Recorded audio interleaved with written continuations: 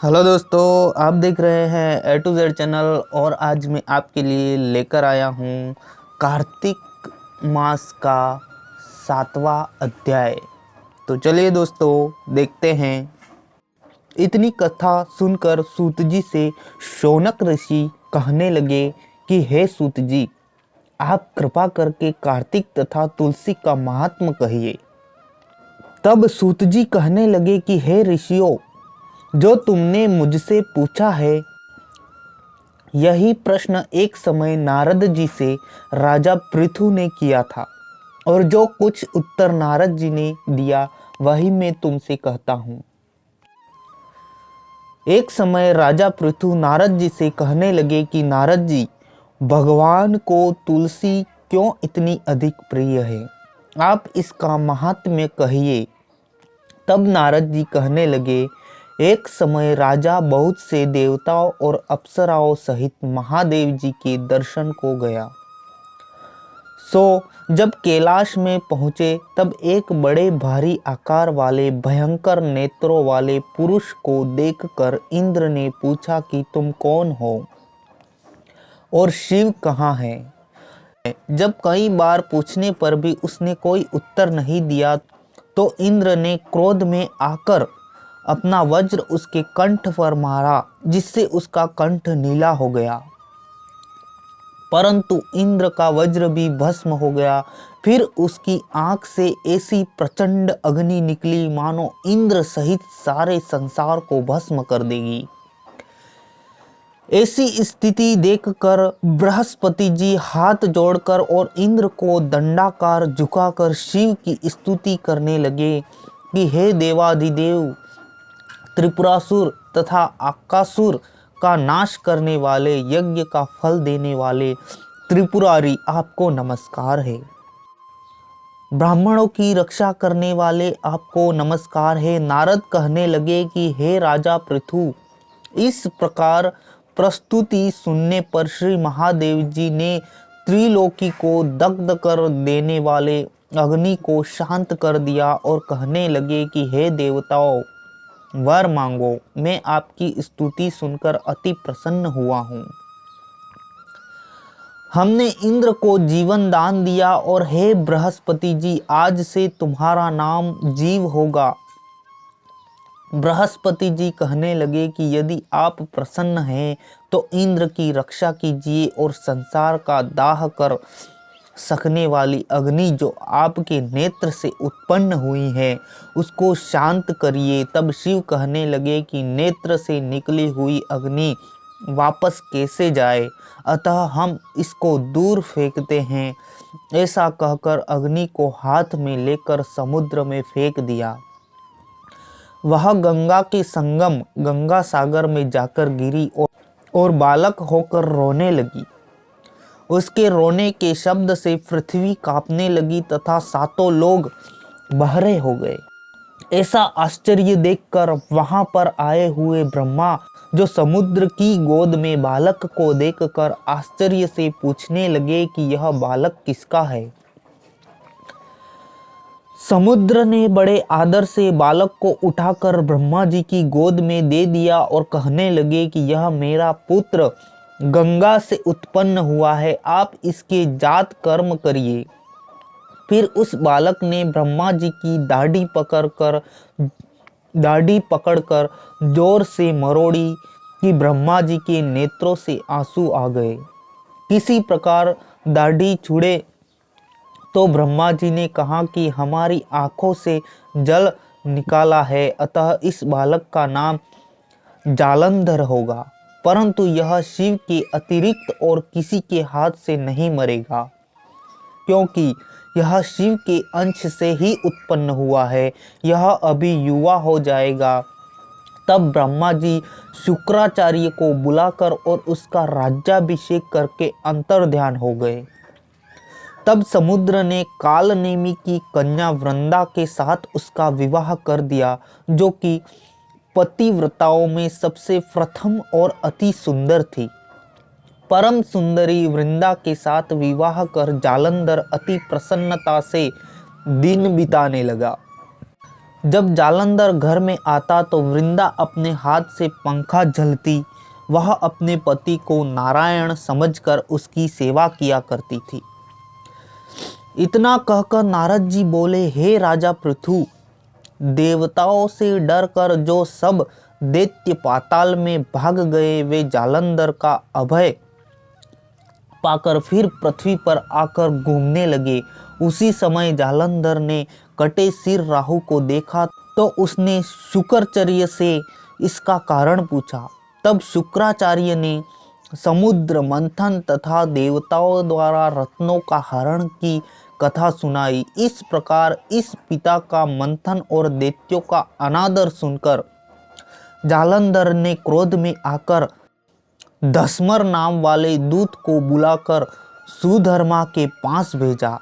वह सभा में जाकर अभिमान पूर्वक इंद्र को नमस्कार न करके कहने लगा कि दैत्यपति जालंधर ने जो कुछ कहा है वह सब तुम सुनो। हमारा पिता का मंथन करके जो तुमने रतन लिए हैं उन पर तुम्हारा कोई अधिकार नहीं है, अतः वे रतन हमको वापिस कर दो। धस्मर के ऐसे वचन सुनकर इंद्र भय और विस्मय से कहने लगा कि समुद्र सदैव हमारे शत्रु दानवों की रक्षा करता है, अतः हमने उसके भयंकर रत्न लिए हैं, इसलिए उस पर दैत्यों का कोई अधिकार नहीं है। दूत ने ये सब समाचार जालंधर से जाकर कहा तो वह अत्यंत क्रोधित हुआ और देवताओं को जीतने का उपाय सोचने लगा।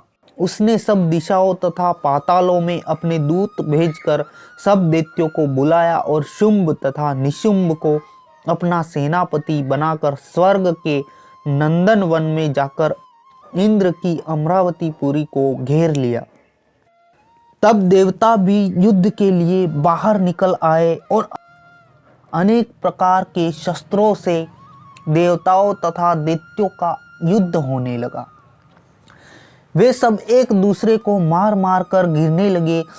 सब तरफ रुधिर बहने लगा। मरकर गिरे हुए घोड़ों और हाथियों से पृथ्वी भर गई। इधर युद्ध में मारे गए दैत्यों को शुक्राचार्य अपनी संजीवनी विद्या से जीवन देने लगे। इधर बृहस्पति जी द्रोणाचार्य की दिव्य औषधियों द्वारा देवताओं को जीवित होने का वृत्तांत दैत्यों ने शुक्राचार्य से जाकर कहा तो जालंधर दैत्य ने अनुचरों को द्रोणाचल पर्वत को समुद्र में फेंक देने का आदेश दिया। तब दैत्यों ने द्रोणाचल पर्वत को उठाकर समुद्र में फेंक दिया और फिर आकर संग्राम करने लगे। जब देवताओं को जीवित करने के लिए औषधि लेने बृहस्पति जी गए तो दिव्य पर्वत को न देख और देवताओं को दैत्यों के द्वारा निरंतर संहार होते देखकर वे घबरा कर कहने लगे कि हे देवताओं, शीघ्र ही यहाँ से भागो। यह दैत्य शंकर के अंश से उत्पन्न हुए हैं, अतः वह तुमसे नहीं मरेंगे।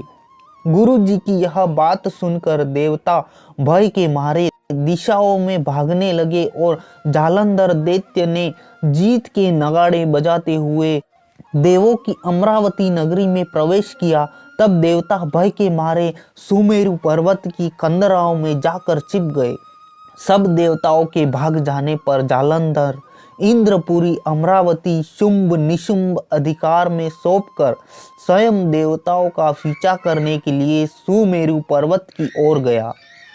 इंद्रादि सब देवता जालंधर को फिर आता हुआ देखकर भगवान विष्णु की स्तुति करने लगे। बोले, हे मच्छ कच्छ आदि अनेक रूप धारण करने वाले, भक्तों के दुखों का नाश करने वाले, सारी सृष्टि का पालन तथा संहार करने वाले, शंख चक्र गदा और पद्म को धारण करने वाले, आपको नमस्कार है।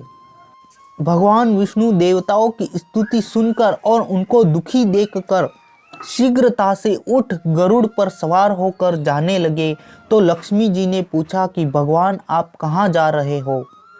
तब उन्होंने उत्तर दिया कि तुम्हारे भाई जालंधर से पीड़ित देवताओं की सहायता के निमित्त जा रहा हूँ। तब लक्ष्मी जी कहने लगी कि भगवान मैं आपकी परम प्रिया हूँ, तब आप मेरे भाई को कैसे मारोगे? तब भगवान ने कहा कि शंकर से उत्पन्न और ब्रह्मा जी के वचन से हम जालंधर को कदापि नहीं मारेंगे। ऐसा कहकर शंख चक्र और खड्ग लेकर जालंधर के साथ युद्ध के लिए चल दिए। जिस समय भगवान युद्ध के लिए गए तो बहुत से दैत्य गरुड़ के पंखों के वेग से ही मारे गए। पवन से पीड़ित दैत्यों को देखकर जालंधर को अत्यंत क्रोध आया और वह भी विष्णु के सम्मुख युद्ध को आया। उस समय भगवान विष्णु और जालंधर दैत्य का महाघोर युद्ध हुआ। आकाश मेघों की तरह बाणों से ढक गया। तब भगवान ने जालंधर के ध्वजा, छत्र, घोड़े और धनुष सब अपने बाणों से काट डाले। जालंधर ने भी गरुड़ के मस्तक पर गदा मारी, जिसने गरुड़ को मूर्छित कर दिया। भगवान ने उसकी गदा को अपनी तलवार से काट दिया। फिर दोनों का मल्ल युद्ध हुआ।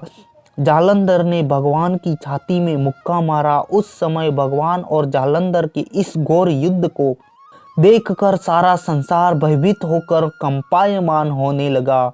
तब भगवान विष्णु ने कहा कि हे दैत्यराज, तुम्हारा और हमारा युद्ध ठीक नहीं, क्यों? तुम लक्ष्मी के भाई हो। तब जालंधर ने कहा, यदि आप प्रसन्न हैं तो मुझको यही वरदान दे कि लक्ष्मी जी तथा अपने गणों सहित आप मेरे घर में वास करो। भगवान ने कहा, एवत मत्सु, ऐसा ही होगा। कहकर भगवान लक्ष्मी जी सहित जालंधर नगर में चले गए। तब जालंधर देवताओं के स्थान पर सब दैत्यों को नियुक्त करके जालंधर नगर में निवास करने लगा और देव, गंधर्व, किन्नर, यक्ष आदि के 5 जो भी रत्न थे वे सब अपने अधिकार में करके निशुंभ को शासन करने के लिए पाताल भेज दिया। वहां उसने शेषादि नागों को वश में कर लिया। इस प्रकार जालंधर देव, गंधर्व, किन्नर, यक्ष और मनुष्य सबको अपनी प्रजा बनाकर पुत्र समान तथा धर्म नीति से उनका पालन करते हुए त्रिलोकी का राज्य भोगने लगा। नारद जी बोले, हे राजा पृथु, एक समय भगवान के दर्शन करने तथा जालंधर की राज्य लक्ष्मी जी को देखने के लिए भी वहां गए। कार्तिक मास का 7वां अध्याय यहीं पर समाप्त होता है मित्रों। और अगर आपको यह वीडियो पसंद आया हो तो शेयर कीजिए, लाइक कर दीजिए और चैनल को सब्सक्राइब भी कर लीजिए ताकि मेरे आगे आने वाले वीडियो आप तक सबसे पहले पहुंच जाए। धन्यवाद।